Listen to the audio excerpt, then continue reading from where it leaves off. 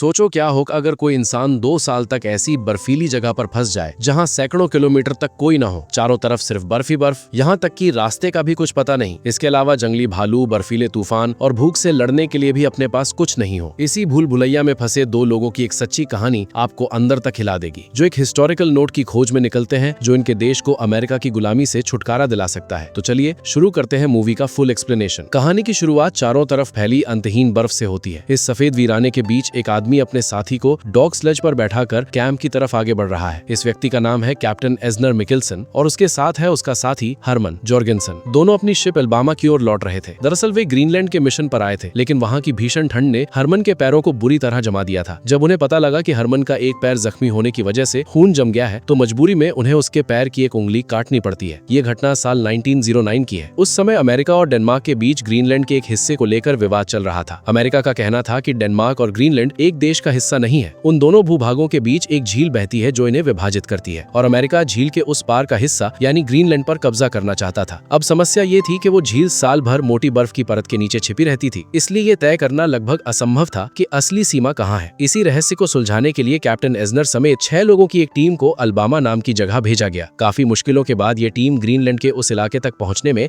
सफल हो गई। वहां पहुंचकर एजनर अपने एक साथी के साथ आगे बढ़ा, लेकिन किस्मत ने साथ नहीं दिया। रास्ते में उसका साथी हरमन गंभीर रूप से बीमार पड़ गया और दोनों को मिशन अधूरा छोड़कर वापस लौटना पड़ा और एक पैर की उंगलियां कटवानी पड़ी। भले ही पहली कोशिश नाकाम रही, लेकिन एजनर हार मानने वालों में से नहीं था। वो फिर से उसी जगह पर जाना चाहता है। उसे यकीन था कि ग्रीनलैंड का भविष्य इसी रहस्य के पीछे छिपा है। वो जानता था कि उससे पहले भी कई लोग इस इलाके की खोज में निकले थे, लेकिन वे सभी रहस्यमय तरीके से गायब हो गए थे। लेकिन उन लोगों की एक डायरी और एक नक्शा पीछे छूट गया था। एजनर को उम्मीद थी कि इन्हीं सुरागों की मदद से वो उस पत्थर के स्मारक तक पहुंच सकता है जिसका जिक्र डायरी में किया गया था। माना जाता था कि वही स्मारक इस बात का अंतिम सबूत दे सकता है कि वहां वास्तव में झील मौजूद है या नहीं। इस मिशन के लिए एजनर को एक नए साथी की जरूरत थी, लेकिन हरमन के साथ जो हुआ उस हालात को देखते हुए उसकी टीम का कोई भी सदस्य दोबारा उस मौत भरे सफर पर जाने को तैयार नहीं हुआ। तभी एक व्यक्ति सामने आया जिसका नाम था आइवर। वो एजनर से उसके साथ चलने के लिए कहता है। आइवर कैप्टन एजनर को कन्विंस करता है कि उसे बंदूक चलानी आती है और वो कुत्तों को भी संभाल सकता है। आइवर डेमो देते हुए कुत्तों को गाड़ी में जोड़ने की कोशिश करता है, मगर उससे वो काम ढंग से नहीं हो पाता। फिर हरमन, जो कि अब घायल है, आइवर को समझाता है कि इन कुत्तों से ज्यादा लगाव मत रखना, क्योंकि खाने की किल्लत होने पर यही भोजन का काम करेंगे। जल्द ही एजनर और आइवर अपनी दूसरी यात्रा के लिए तैयार हो जाते हैं। उनके साथ 2 स्लेज और कुछ कुत्ते थे। यात्रा शुरू करने से पहले वे दोनों साथ में एक फोटो खिंचवाते हैं। उसके बाद यात्रा शुरू करते हैं। चारों तरफ सिर्फ बर्फ ही बर्फ थी। तापमान -40 डिग्री तक गिर चुका था। वे धीरे धीरे स्लेज के सहारे आगे बढ़ते रहे। दिन भर सफर करने के बाद जैसे ही अंधेरा घिरता, उन्हें वहीं रुककर रात बितानी पड़ती है। इसी तरह दिन गुजरते गए और देखते ही देखते 26 दिन बीत गए। चारों ओर फैली सफेद वीरानी और हड्डियां जमा देने वाली ठंड होती है।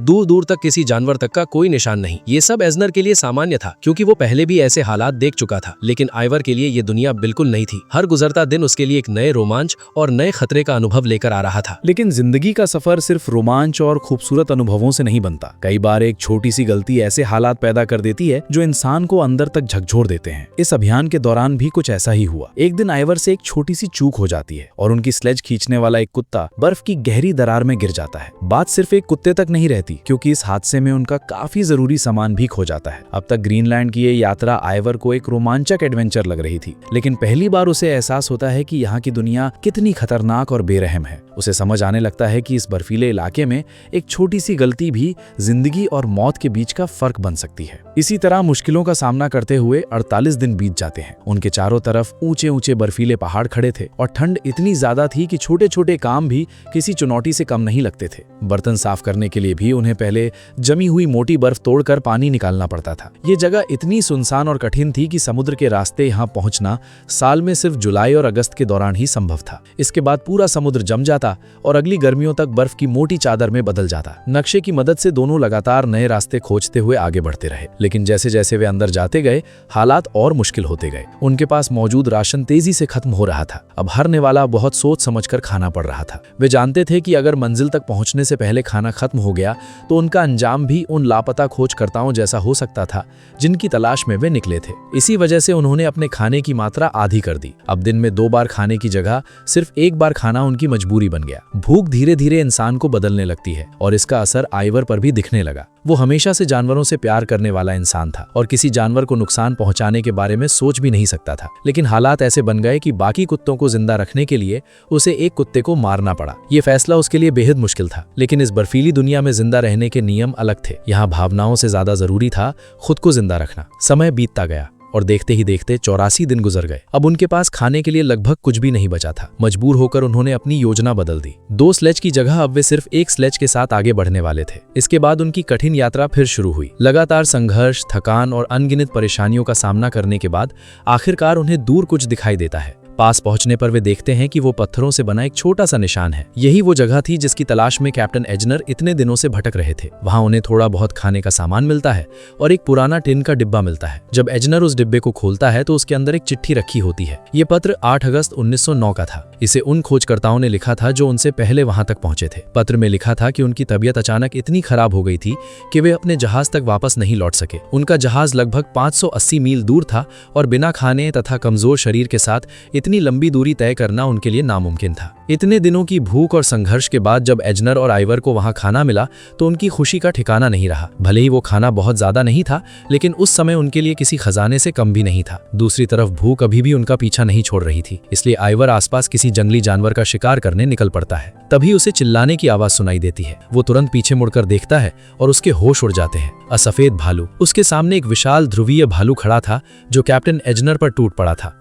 उसने कई कुत्तों को भी मार दिया था। बिना देर किए आइवर अपनी बंदूक उठाता है और लगातार कई गोलियां चला देता है। गोलियां लगते ही भालू कैप्टन एजनर के ऊपर ढेर हो जाता है और जमी बर्फ के अंदर गिर पड़ता है। पानी इतना ठंडा था कि कुछ ही मिनटों में किसी की भी जान जा सकती थी। ऐसे खतरनाक मौके पर आइवर अपनी जान की परवाह किए बिना आगे बढ़ता है और किसी तरह कैप्टन एजनर को उस जमा देने वाले पानी से बाहर निकाल लाता है। उस भयानक हमले के बाद कैप्टन एजनर की हालत लगातार बिगड़ती जा रही थी। उसके शरीर पर लगी चोटें हर पल दर्द दे रही थी और ग्रीनलैंड की जानलेवा ठंड उसकी बची खुची ताकत भी खत्म करती जा रही थी। मुश्किलें यहीं खत्म नहीं हुई। खाने की भारी कमी और एक ध्रुवीय भालू के हमले के चलते उनके सभी स्लेज कुत्ते मर चुके थे। अब हालात ऐसे थे कि उनका जहाज अभी भी करीब 200 मील दूर था और बिना कुत्तों के इतना लंबा सफर तय करना लगभग असंभव लग रहा था। ऐसे में एजनर ने कठोर फैसला लिया। उन्होंने अपने साथ मौजूद हर गैर जरूरी और भारी सामान को आग के हवाले कर दिया, यहाँ तक कि अपनी स्लेज भी जला दी ताकि आगे की यात्रा में केवल वही चीजें बचे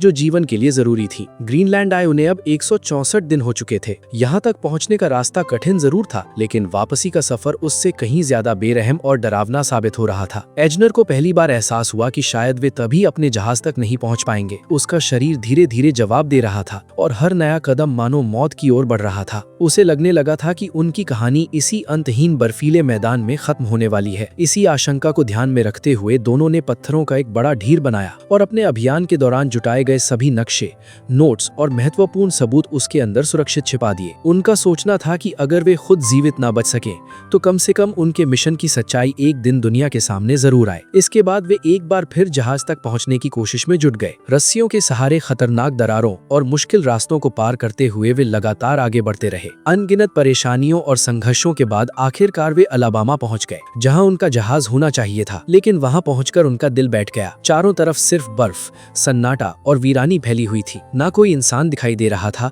और ना ही उनका जहाज। तभी उनकी नजर थोड़ी दूर बने एक छोटे से लकड़ी के घर पर पड़ी। उन्हें उम्मीद जगी कि शायद उनके साथी वहां उनका इंतजार कर रहे हों, लेकिन जब उन्होंने दरवाजा खोला तो अंदर कोई नहीं था। बाद में उन्हें समझ आया कि उनके साथियों ने अपनी सुरक्षा के लिए वो झोपड़ी बनाई थी।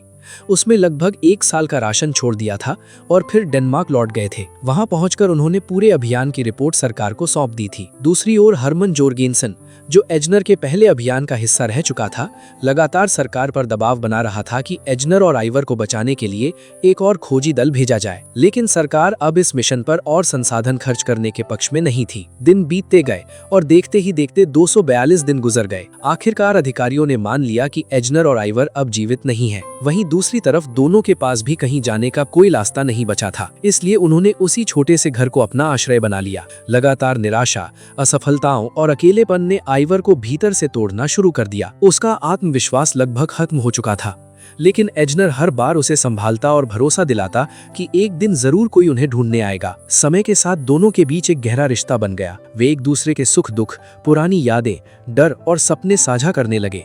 यही दोस्ती उनकी सबसे बड़ी ताकत बन गई और उसी ने उन्हें मानसिक रूप से टूटने से बचाए रखा। लंबे और सुनसान दिनों को काटने के लिए वे घंटों बातें करते रहते थे।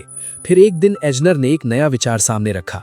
उसने कहा कि उन्हें वापस उस जगह जाना चाहिए जहां उन्होंने पत्थरों के नीचे अपने सबूत छिपाए थे। आइवर को यह फैसला अजीब लगा क्योंकि इतनी मुश्किलों के बाद दोबारा वहां जाना किसी जोखिम से कम नहीं था, लेकिन एजनर के पास इसकी ठोस वजह थी। जब उन्होंने वे दस्तावेज वहां छोड़े थे तब उन्हें यकीन नहीं था कि वे कभी अलाबामा तक वापस पहुंच पाएंगे। अब जबकि वे ये दूरी तय कर चुके थे, उन्हें भरोसा हो गया था कि दोबारा भी वहां पहुंचा जा सकता है। साथ ही उन्हें चिंता थी कि कहीं बर्फीले तूफान या जंगली जानवर उन कीमती दस्तावेजों को नुकसान न पहुंचा दे। आखिर वे सबूत उनकी पूरी यात्रा का सबसे महत्वपूर्ण हिस्सा थे। इसलिए 439वें दिन दोनों फिर उस स्थान पर पहुंचे और वहां छिपाए गए सभी कागजात वापस अपने साथ ले आए। इसके बाद 471वें दिन वे उन दस्तावेजों के साथ दोबारा अलाबामा लौटे। इस बीच मौसम बदल चुका था और आसपास की काफी बर्फ पिघलने लगी थी, लेकिन वहां पहुंचकर उन्हें एक और बड़ा झटका मिला। दरअसल उनकी खोज में एक बचाव दल वहां आया था।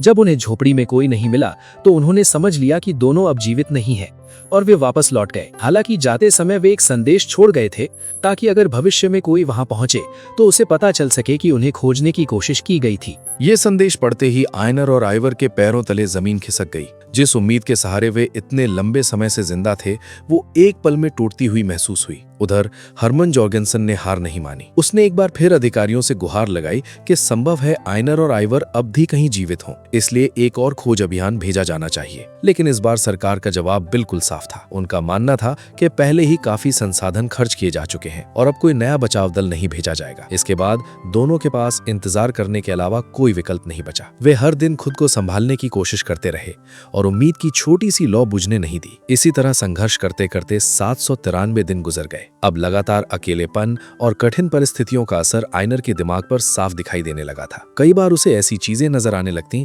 जो असल में मौजूद ही नहीं थी। कभी उसे अपनी प्रेमिका दिखाई देती तो कभी वो कल्पनाओं में खो जाता। लगभग 2.5 साल तक सभ्यता से कटकर रहना, हर दिन मौत के डर के साथ जीना और लगातार संघर्ष करना उनके मानसिक संतुलन को बुरी तरह प्रभावित कर चुका था। तभी एक दिन उनकी मुश्किलें फिर बढ़ गईं। एक भूखा ध्रुवीय भालू उनके ठिकाने तक पहुंच गया और अंदर घुसने के लिए दरवाजे को तोड़ने लगा। लेकिन इतने लंबे संघर्ष ने दोनों को हालात से लड़ना सिखा दिया था। उन्होंने घबराने के बजाय समझदारी से काम लिया और किसी तरह खुद को उस हमले से बचा लिया। 865 दिनों तक बर्फ, भूख, ठंड और तन्हाई के बीच जीते जीते दोनों की जिंदगी पूरी तरह बदल चुकी थी। वे अब पहले जैसे इंसान नहीं रहे थे। फिर एक दिन अचानक वो चमत्कार हुआ जिसकी उन्हें वर्षों से प्रतीक्षा थी। हरमन जॉर्गेंसन कुछ लोगों के साथ वहां पहुंच गया। आखिरकार बचाव आ चुका था। 2 साल से भी ज्यादा समय तक मौत से जंग लड़ने के बाद आयनर और आइवर को आखिरकार उस बर्फीली कैद से मुक्ति मिल गई। उनके लिए ये किसी सपने के सच होने जैसा था। आयनर का मिशन भी सफल साबित हुआ। उसने जिन सबूतों को हासिल करने के लिए अपनी जान जोखिम में डाली थी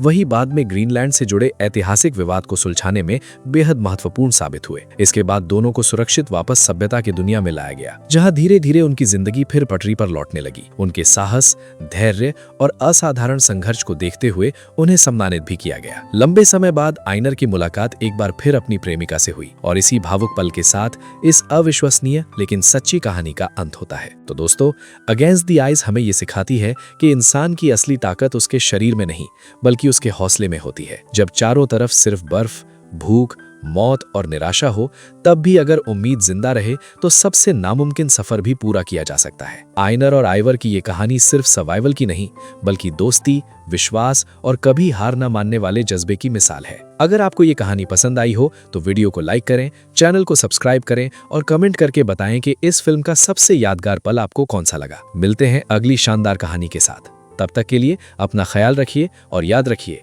कभी कभी जीत उन्हीं की होती है जो सबसे मुश्किल वक्त में भी हार मानने से इनकार कर देते हैं।